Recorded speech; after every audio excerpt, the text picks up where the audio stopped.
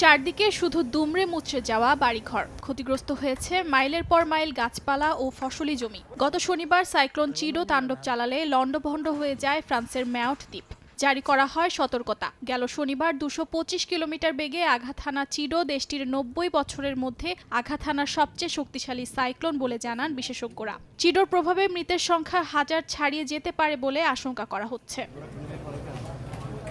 চিডোর আঘাতে ম্যাওট দ্বীপের বাসিন্দারা চরম দুর্দশায় দিন কাটাচ্ছেন। বিদ্যুৎ বিচ্ছিন্ন রয়েছেন বহু বাসিন্দা। উদ্ধার কাজ অব্যাহত আছে, তবে যান চলাচল ব্যাহত হওয়ায় উদ্ধার কাজে কিছুটা ব্যাঘাত ঘটছে। উদ্ধার কাজে যোগ দিয়েছেন ৮০০-র বেশি স্বেচ্ছাসেবী। ত্রাণ সামগ্রী পৌঁছানো শুরু করলেও এখনও বিশুদ্ধ পানি ও খাদ্য সংকটে রয়েছেন অনেকে। এদিকে দেশটির প্রেসিডেন্ট ইমানুয়েল ম্যাখো স্থানীয় সময় সোমবার সামাজিক যোগাযোগ মাধ্যম এক্সে জানান, আগামী কয়েকদিনের মধ্যেই তিনি ম্যাওট দ্বীপ পরিদর্শন করতে যাবেন। দেশটি এত বড় ক্ষতির সম্মুখীন হওয়ায় জাতীয় শোক ঘোষণা করেন তিনি।